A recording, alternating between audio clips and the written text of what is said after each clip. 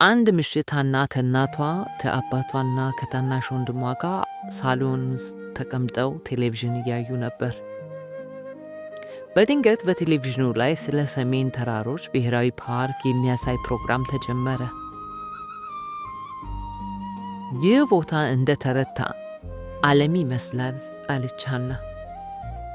በስክሪኑ ላይ ትልልቅ ተራሮች፣ ጥልቅ ሸለቆችና አረንጓዴ ሜዳዎች ታዩ። ደመናዎቹ በተራሮቹ መካከል ቀስ ብለው ሲንቀሳቀሱም ይታያል። ሰሜን ተራሮች በዓለም ላይ በጣም ውብና ልዩ የሆኑ ቦታዎች አንዱ ነው። ሀና አይኖቿን ከፍታ ጆሮዋን ከፍ አድርጋ ፕሮግራሙን ታዳምጥ ነበር። አባዬ፣ እውነት ይህ ቦታ ኢትዮጵያ ነው? አዎ ልጄ አለ አባት ፈገግ ብሎ። ሀገራችን ብዙ ውብ ቦታዎች አላት። የብዙ እንስሳና የብዙ ተራራ ባለሀብት ናት። በቴሌቪዥኑ ላይ ጭላዳ ባምቦኖች ታዩ። አንዳንዶቹ ሳር እየበሉ ነበር፣ ሌሎቹ ደግሞ እየተጫወቱ ነበር። አንዲት ትንሽ ባምቡ በእናቷ ጀርባ ላይ ተቀምጣ ወዲህ ወዲያ ትላለች። ሀና በሳቅ እኔም ትንሽ ሳለሁ እናቴን እንዲህ ነበር የሚይዛት።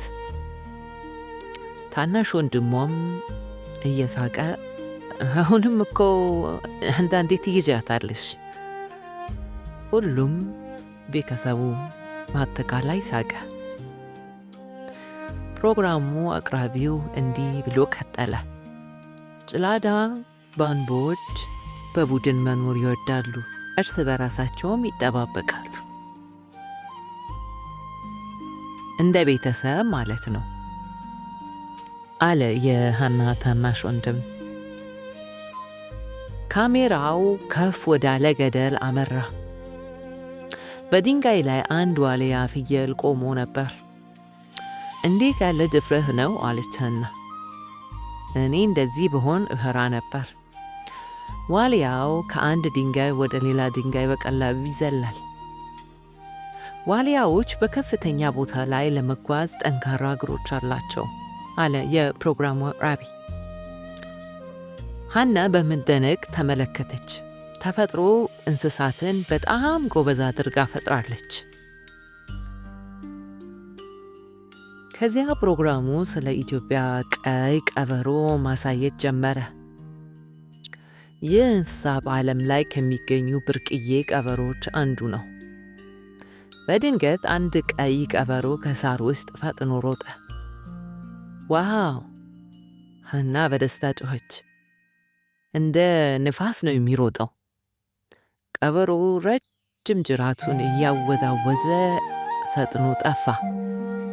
እኔ እንኳን እንደዚህ ፈጥኜ መሮጥ አልችልም አለ የሀና ትንሽ ወንድም።